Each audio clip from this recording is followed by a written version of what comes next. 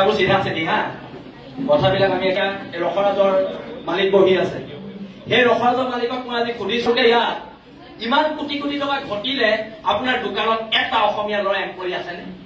আপোনালোকে কিন্তু জাতিৰ প্ৰতি কোনো দায়বদ্ধ নাই আজিলৈকে ৰসৰাজে শিৱসাগৰৰ কাৰণে কিবা কৰিলে নে একো নকৰিলে আপুনি আহিছে স্বাগতম জনাইছো ইয়াত কিহৰ এটা প্ৰস্তাৱ লোৱা হয় ভোজপুৰী ছাত্ৰ সন্থানে কি সেইটো বেন কৰিব লাগে ভোজপুৰী ছাত্ৰ কিয় নহব নচলিব আৰু এই ভোজপুৰী ছাত্ৰ লাগিলে বুলেট লৈ ইয়াত ফুট লগাই যিটো গতিত ৰাস্তাত যায় মই নিজে স্কুটি চলাই আছো তেতিয়া বুলেট চলাব পৰা হলি ষ্টুপিড ইয়াত নহব ইয়াত নহব আৰু চেম্বাৰ্ছ অফ কমাৰ্চ ভংগ কৰি দিয়া হব ইয়াত খিলঞ্জীয়া মানুহ চেম্বাৰ্ছ অফ কমাৰ্চৰ সভাপতি সম্পাদক হব কৰ ৰাজস্থানৰ মানুহ ইয়াত আহি চেম্বাৰ্ছ অফ কমাৰ্চৰ সভাপতি সম্পাদক হব এইবোৰ নচলিব গুণ্ডামি নচলিব আৰু শুনক মই একদম চিধা চিধি কৈ দিছো মোক না মই ইলেকশ্যন খেলিম না মোক মাৰোৱাৰী মানুহৰ ভোট লাগে না মোক বিহাৰী মানুহৰ ভোট লাগে না মোক বঙালী মানুহৰ ভোট লাগে মই এইবিলাকত নাই আৰু এটা কথা একদম স্পষ্টকে মই আপোনালোকক কৈ দিছো এইবাৰ যদি আমাৰ মানুহ পিতে খুব পিতা হ'ব এইবোৰ নচলিব সদায় আৰু ভদ্ৰ অসমীয়া জাতি ভদ্ৰতাৰ সুযোগ লৈ আমাক চৰ মাৰিব গুৰ মাৰিব হা আমি কি ঢোল আৰু ৰঙালী বিহু আমি যেতিয়াই পাতি দিব পাৰো খালি ঢোলটো যাতে আপোনালোকৰ পিঠি নহয় সেইটো কথালে মন কৰিব একদম কৈ দিছো দেশৰ মানুহে গঢ়িত পিটি ল'ব জানে হেংদাং বৰটোপ ঠাল তৰোৱাল আমি 600 বছৰীয়া গৌৰৱ উজ্জ্বল আহোম ৰাজত্বৰ মানুহ হয় আমাক যুদ্ধ কৰিবলৈ শিকাই যোৱা আহোম স্বৰ্গদেউসকলৰ আদৰ্শত বিশ্বাসী আমি মানুহ হয় অসমীয়া মানুহ ভদ্ৰ অসমীয়া মানুহ সৰল হয় কাৰণেতো আহি ইয়াত ৰসৰাজ খুলি বেপাৰ কৰি থাকিব পাৰিছা সৰল হয় কাৰণে এইটো অপচৰা খুলি বেপাৰ কৰি থাকিব পাৰিছা আমি সৰল হয় কাৰণে তোমালোকে বেপাৰ কৰি কোটি কোটি টকাৰ মালিক হ'ব পাৰিছা কিন্তু যদি খং উঠে মগজটো ঘূৰে ৰাজস্থানো নেপাবি বিহাৰো নেপাবি এচা পিটন দিয়া হ'ব একদম আজি কৈ দিয়া আৰু যিকেইজন ব্যৱসায়ী নাহিলে সিদ্ধান্ত লোৱা হওক কাইলৈ বাহিৰৰ দোকান বন্ধ বসন্ত গগৈ ডাঙৰীয়া মই আপোনাক অনুৰোধ জনাইছো আপোনালোকে মোৰ বসন্ত গগৈৰ মাজত কেতিয়াবা কাজিয়া হয় কিন্তু কাইলৈ বসন্ত গগৈ কোনোবা অনা অসমীয়া মানুহে হাত দিলে শৃংখল চলিয়ে ঘৰত সোমাই বহি নাথাকে আৰু দাদা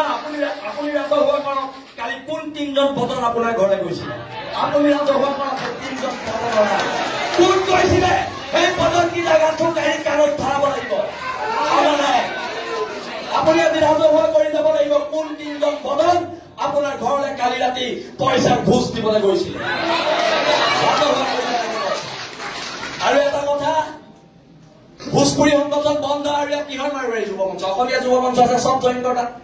ইয়াত মাৰোৱাৰী যুৱ মঞ্চ নহব এতিয়াৰ পৰা একো নহব বহুত সহ্য কৰিলো চব মাৰোৱাৰী যুৱ মঞ্চৰ নাম মাৰোৱাৰী সমাজে নিজে গৈ পেলাই মোহাৰিব লাগিব কলা ৰং লৈ সেইটো প্ৰস্তাৱ লোৱা হওক ভোজপুৰী ছাত্ৰ সন্থাৰ নাম কলা ৰং লৈ ভোজপুৰী ছাত্ৰ সন্থাই য'ত লিখা আছে চব মোহাৰিব লাগিব সেইটো প্ৰস্তাৱ লওক একদম হয়নে ৰাইজ আমি ইয়াৰ ভূমিপুত্ৰ মানুহ তহঁতৰ চৰবোৰ খাবলৈ আমি ইয়াত জীয়াই থকা নাই আৰু আমাৰ চৰকেইটা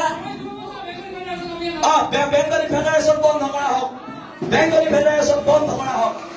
এইবোৰ অসমত নচলিব উজনি অসমলৈ উচলিব দিয়া নহব এইখিনিকে কলো মই কথাবোৰ কলে বিতৰ্ক হয় মই কথাবোৰ কলে মোক গুণ্ডা বুলি কয় কিন্তু যদি মই আকৌ কৈছো যদি আমি গুণ্ডা হয় মোৰ নিচিনা গুণ্ডাৰ সমাজৰ প্ৰয়োজন আছে কৰিব লাগিব গুণ্ডামি দেশ আৰু জাতিৰ স্বাৰ্থত অসম নামৰ মাজনীৰ স্বাৰ্থত ইহঁতে চল পায় আমি কিবা এটা কৰিলে আমাক পুলিচে জেলত ভৰাই দিয়ে মাৰোৱাৰীখিনিয়ে চল পায় আমি কিবা এটা কৰিলে জেলত ভৰাই দিয়ে সেই মাৰোৱাৰী সমাজক কৈছো জেলৰ ভিতৰৰ আটাইতকৈ ডাঙৰ গুণ্ডাটো ময়ে হব এইটো কথা মনত ৰাখিবি মই জেললৈ ভয় নকৰো জেল মোৰ দ্বিতীয় ঘৰ এইবোৰ কথা কৈ লাভ নাই কিন্তু সিদ্ধান্তবোৰ হওক আৰু বসন্ত গগৈ ডাঙৰীয়াক সিতু বৰুৱাক মই ধন্যবাদ দিছো এটা বসন্ত ৰায় এই অনা অসমীয়া শ্ৰেণীটোৱে ভাবে আমি দল সংগঠনবোৰৰ মাজত মিলা প্ৰীতি নাই আমাৰ দল সংগঠনবোৰৰ মাজত মতভেদ থাকিব পাৰে আমাৰ দল সংগঠনবোৰৰ মাজত অৰিয়া অৰি কিছুমান থাকিব পাৰে, কিন্তু আমি খিলঞ্জীয়া দিয়াৰ সেইটো কথা মনত ৰাখিব লাগিব। আৰু প্ৰস্তাৱ এটা একদম লোৱা হওক, আজি ৰখাজৰ মালিক থাকোঁতে লোৱা হওক, অহা 7 দিনৰ ভিতৰত ৰখাজত 20টা খিলঞ্জীয়া ল'ৰা দিব লাগিব, নহলে ৰখাজ বন্ধ কৰি দিয়া হ'ব। ৰখাজ এতিয়াৰ পৰা নচলিব। আৰু বসন্ত দাই আছে কালি আমাৰ ল'ৰাখিনিয়ে যিদৰে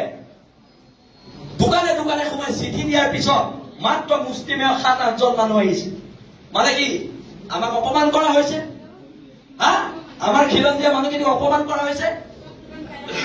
তাই আহোম ছাত্ৰ সন্থাক অপমান কৰা হৈছে, বীৰ লাচিতাক অপমান কৰা হৈছে, জাতীয় সংগ্ৰামী সেনাক, অসমীয়া যুৱ মঞ্চৰ, উজনি অসম মুছলিম কল্যাণ পৰিষদ, আহোম জাতীয় গণমঞ্চ,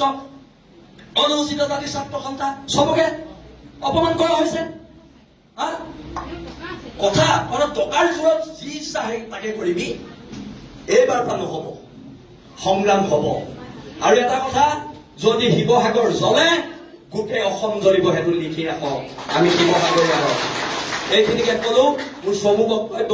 সামৰি মাৰিছো। আগতে কওঁ যদি কিবা ভুল হলে মোক মাফ কৰিবা, আজি মই মাফ নোখোজো। আজি মাফ খোজাৰ সময় এই অনা অসমীয়া মানুহ।